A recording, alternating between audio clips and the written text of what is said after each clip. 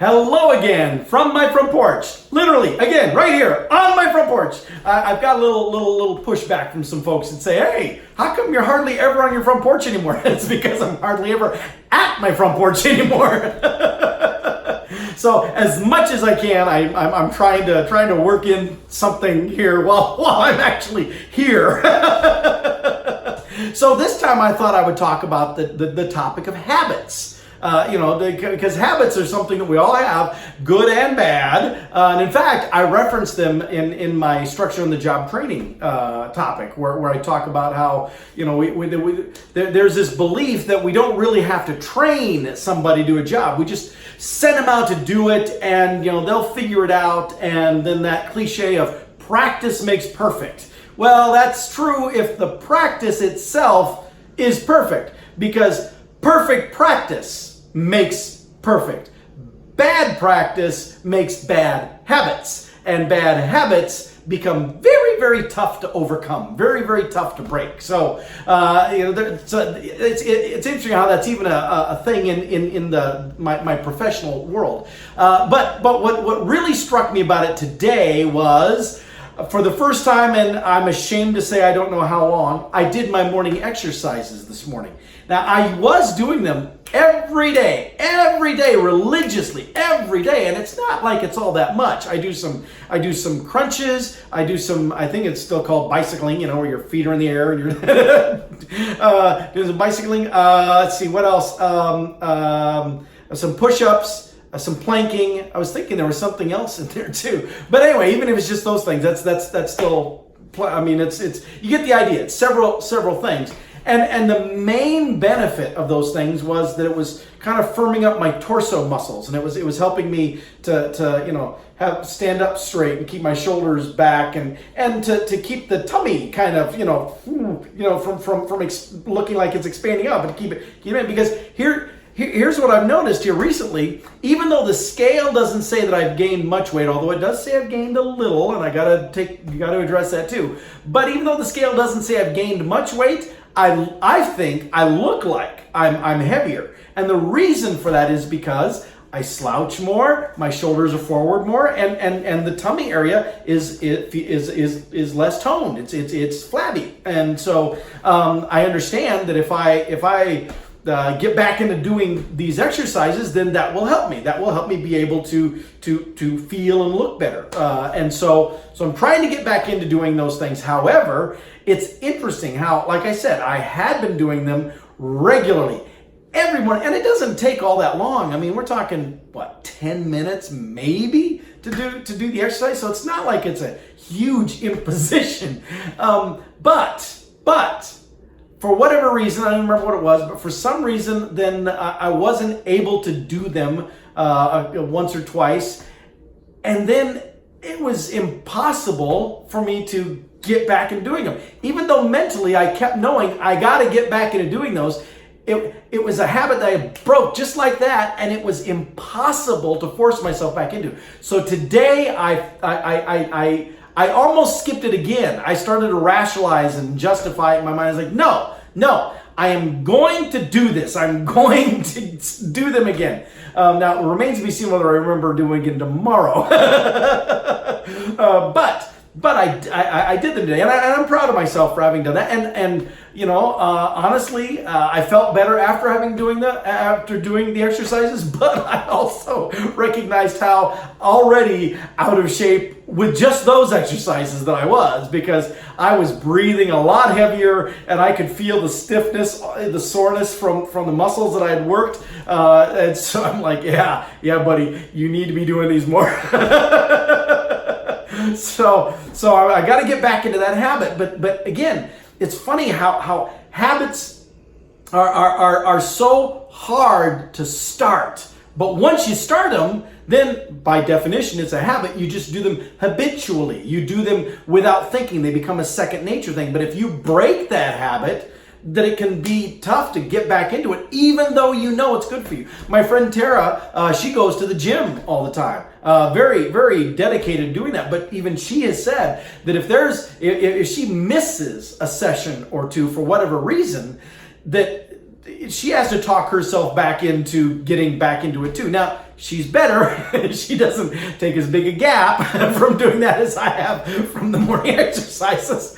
But still, it's the same thing. And again, this came up in my work context, in the work setting, in the visits that I've been doing out to job sites, where I've been talking with field leaders, foremen, superintendents out at job sites, and asking them, what would be good for us to be including in this training that we're building and putting together.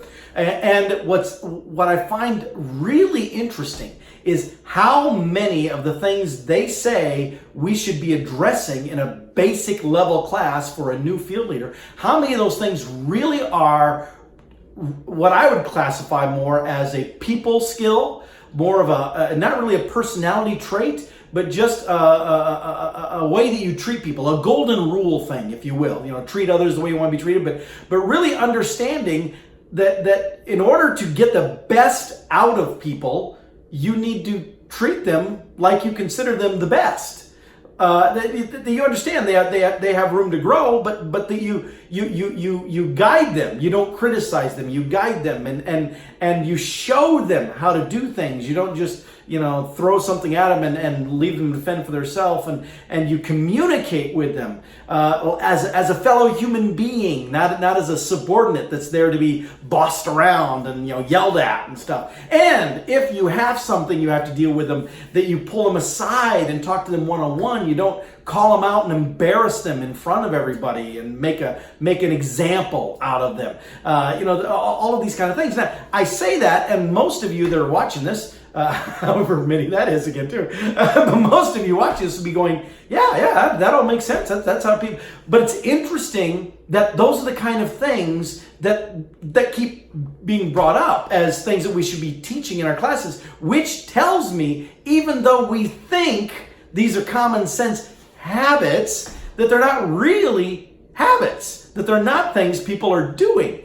And so it's something that these other individuals feel like we should include in the training to get them started on the process of that habit, to do like I did today, starting exercising again for the first time and hoping that tomorrow I follow through and do them again. But you have to start it somewhere, and that's what they're wanting me to do with this training thing. And it's just I don't know. This may be a simplistic topic, and you may be saying, I'm wasting this much time watching him talk about habits. I already get this. I know. Again, it's not a revolutionary, earth-shaking topic, but it's just so interesting. And it's actually kind of got me thinking about other things that I do that are habits that maybe shouldn't be, or maybe some things that I should be doing better that I really need to work on making. The exercise obviously being one of them, but I've started thinking through, are there just other routines that I need to get into? Because honestly, my life has changed now.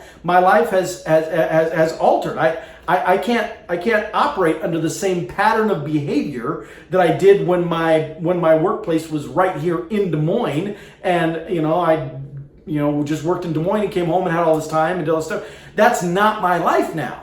And so I can't still operate like I did under that paradigm. I have to make changes. And so, there's some habits that were easy to stop doing, but now I have to figure out how to pick them up and do them some more, to do them in a different way, to create a new habit with those things. And so, anyway, it was thought-provoking to me, and it was kind of an eye-opener, if you will, for me. And so, of course, since this show is really just about me babbling about stuff, I thought this is as good a thing to babble about as any. So maybe that's one of the things list on my habits. Paul likes to babble a lot.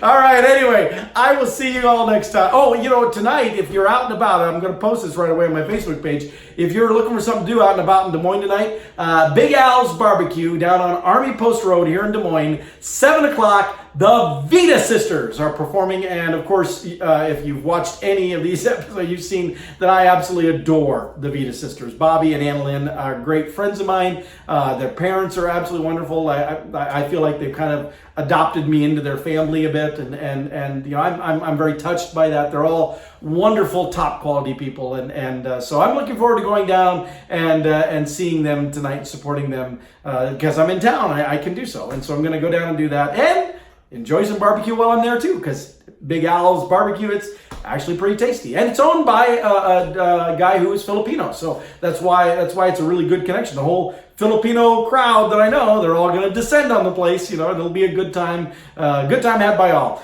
All right, with that, I'll see y'all next time from my front porch.